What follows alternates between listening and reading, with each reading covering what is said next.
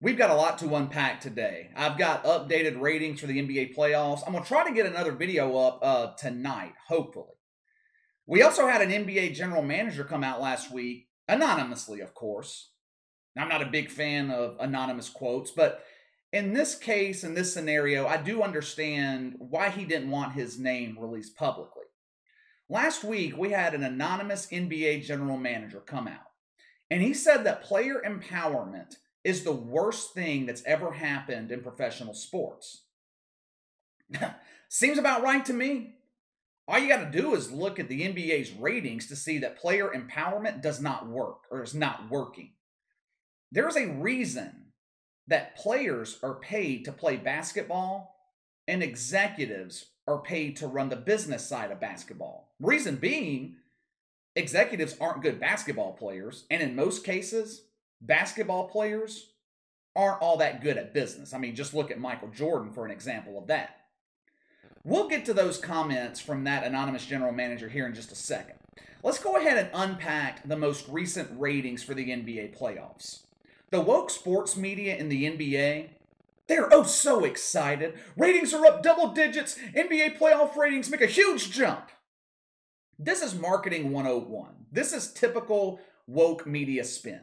This is one of those cases where the NBA and the woke sports media, they're not necessarily lying to you, but they're also not telling you the whole truth. It's a lie by omission. The kernel of truth in these media reports is the fact that ratings for the NBA playoffs are up. They are up over the record lows from last year. I wouldn't call that an accomplishment. It would kind of be like me telling you guys that Jameis Winston had a really good season last year. After throwing 30 interceptions in 2019, Jameis Winston had 0 interceptions last season. Great year. It was an MVP caliber year. All of what I just said, that would be true. Except that I am omitting the part where Jameis Winston hardly played at all last season. In terms of television ratings for the NBA, they had nowhere to go but up. No one was watching the playoffs last year. Some playoff games last year, they were struggling to draw 1 million viewers. Ratings for the NBA Finals, record lows. The woke sports media is trumpeting the fact that Game 4 last Sunday between the Lakers and the Suns drew 5.4 million viewers on ABC, network television. On the surface, that's a decent number. It's a decent number for a first-round playoff series, not bad. Ratings for Lakers Suns up 63%. Yes, up 63% over last year. Up 63% over what was essentially nothing. But when you compare that to 2019, which is what the media should be comparing it to, the numbers tell a different story. Lakers Suns was down 15% from Clippers Warriors back in 2019. That's god-awful. Let me tell you why. Clippers Warriors in 2019, that was a first-round playoff series with a 1 seed playing an 8 seed. The Clippers had 0 stars on that roster. It was a team full of role players. The biggest stars on that Clippers team were Tobias Harris and Lou Williams, both role players. It just reinforces the point that I've been making, that the NBA should be building around Steph Curry. He's the biggest draw in the NBA, but Adam Silver and the NBA front office, they continue to promote LeBron James. Because, wokers must stand together. Once again, the NBA wasn't the most watched sporting event of the weekend 2 weekends ago. Now, 2 weeks ago, LeBron James was beaten convincingly by Phil Mickelson and the PGA. Last weekend, the NBA was beaten by the Indy 500. I don't know about you, but I don't know anybody who watches whatever class of racing the Indy 500 is. I didn't even know the Indy 500 was going on. But over 5.5 million people did because they chose to watch that. They chose to watch car racing instead of LeBron James in the NBA playoffs. Knicks Hawks should be a big draw for the NBA. Should have been anyway. New York City, mecca of basketball, the biggest media market in the country. The Knicks have been irrelevant for years. They're finally in the playoffs after years of just unwatchable basketball. Knicks Hawks, down 18% from 2019. Clippers Mavs, down 16%. Jazz Grizzlies down 10%. Then you have Sixers Wizards, which is just embarrassing. This is just embarrassing. Last Saturday's game between the Sixers and Wizards drew just over 2 million people, down 10% from 2019, but down 42% from 2020. How the hell can any playoff game this year be down from last year?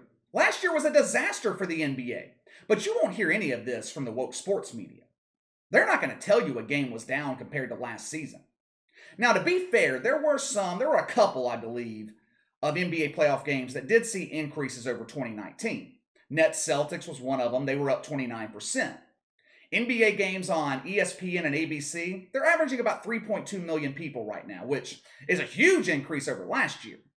But I wouldn't call it a great number. Overall, even though the NBA isn't setting record low ratings like they were last year and like I expected them to do again this year, they're still not setting the world on fire. The two biggest stories in sports this morning was the Mayweather-Logan Paul fight and Julio Jones being traded to the Titans, not the NBA. The NBA is no longer the second most popular sport in the country. Simple as that. When you can't beat the PGA and the Indy 500, you've got a serious problem. Neither one of those should be on the same level. They shouldn't be competing with the NBA. Can you imagine Michael Jordan being beaten by golf and racing? Many people think that player empowerment is killing the NBA, including an anonymous general manager. Like I said earlier, an anonymous GM came out last week, and he said that player empowerment is the worst thing to happen in professional sports. Now, I'm all about professional athletes making their money. Careers are short. They have a small window to make this kind of money. You're always one injury away from your career being over. And there's very few jobs in this country that pay millions of dollars every year. I'm not against players making money. I am against players running the league, which is what's been going on in the NBA since Adam Silver stepped in for David Stern. David Stern ran the NBA the way a commissioner is supposed to run a sports league. Commissioners work for the owners. They don't work for the players. Adam Silver hasn't figured that out yet. And I don't think he will ever figure it out. Who is in charge? Who runs the NBA right now? It's not Adam Silver. It's LeBron James. Hell, and it's not just LeBron. NBA players, they do whatever the hell they want. Just look at what happened last year in the first round of the playoffs in that Bucks Magic series. I don't even remember what happened to cause it. Someone got shot by police. And players in Milwaukee decided that they just weren't up to playing that day. We don't feel like playing. The entire damn league shut down to stand in solidarity. They were shut down for 2 days in the playoffs. What did Adam Silver do about it? He tucked his tail, bowed his knees to the woke players. It's okay, guys. You don't have to play today. Your check will be in the bank on Friday. Name another job in the country where employees can decide that they just don't feel like working for 2 days over an incident that had nothing to do with them on a personal level. Well, wait, I can name one other job where that's acceptable. If you're an NBA analyst on TNT, you can walk off set when you're in your feelings. That's what Kenny Smith did last year. He went on some long soliloquy about standing with the players and uniting the players, and just walked off the damn set, left Charles Barkley and Shaq and EJ just sitting there bewildered at what the hell he was doing. You know what all of this accomplished? Kenny Smith walking off the set, NBA players boycotting playoff games. You know what it accomplished? Nothing. Nothing. I want to reiterate, Adam Silver works for the owners, not the players. Who pushed for all of those social justice messages on jerseys and on the NBA court last summer? Players, not owners. Who brought woke politics into the NBA? Players, not owners. The NFL gave you the blueprint on how to handle woke politics. When Colin Kaepernick went woke, before going woke was cool, NFL owners blackballed him. Some NFL owners might have agreed with what Colin Kaepernick was fighting for. I doubt it, but there might have been an owner or two in the NFL that was okay with Colin Kaepernick, with what he was doing, kneeling for the national anthem and all that. But do you know why Colin Kaepernick got blackballed? Because he was bad for business. The NFL is far and away the most popular league in the country, but even they can't withstand the damage from woke politics. Ratings dropped double digits for the 2016 season when Colin Kaepernick started kneeling for the national anthem. 2017, when he was gone, ratings back up. Last year, when the NBA turned into a social justice propaganda machine on a nightly basis, Roger Goodell gave NFL players 1 week. He gave them 1 week to be political. Remember opening night between the Chiefs and the Texans? When players from both teams did that unity stand in the middle of the field pregame? Arrowhead Stadium in Kansas City had a few thousand people in attendance that night. They booed that unity stand so loud, you would have thought it was a sold-out crowd. After week 1, the NFL was back to business, back to football. No politics. You know why? Because Roger Goodell is in charge in the NFL, not the players. The NFL, when you think about it, the NFL is the ultimate capitalistic league, while the NBA is the ultimate socialist league.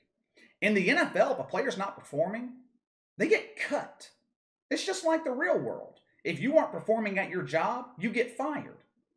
In the NBA, if a player's not performing, they continue to get paid millions of dollars.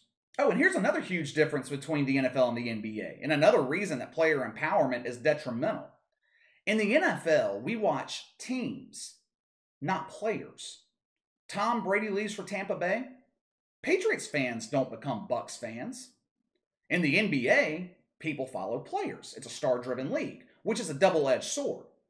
LeBron James leaves the Cavs. They're an immediate dumpster fire. Dwight Howard pushes himself out of Orlando.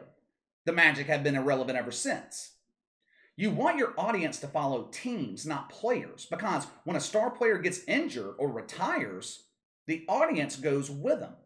That's why the NBA has never seen ratings like they saw in the 90s when Michael Jordan was on top. Once he retired, audience left with him. Also, when a player like LeBron James goes woke, people who tuned in to watch him end up leaving because they don't have an emotional attachment to the team. They had an emotional attachment to the player. Once the player pissed them off, they were gone. At the end of the day, the problems in the NBA, they start at the top. And I'm not talking about the top LeBron James. I'm talking about Adam Silver. Until the league can find a commissioner that's got some balls and will stand up to the players and get Adam Silver the hell out of there, the NBA is going to continue to struggle. All right, what do you guys think of the ratings for the NBA playoffs so far?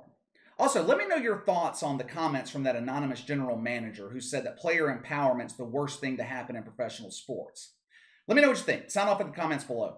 Make sure to like and subscribe. Click the notification bell to receive all notifications from the channel. Best way to contact me is by email at btlkc84@gmail.com, KC_BTL84 on Twitter. I might see you guys later today. If not, I'll see you tomorrow.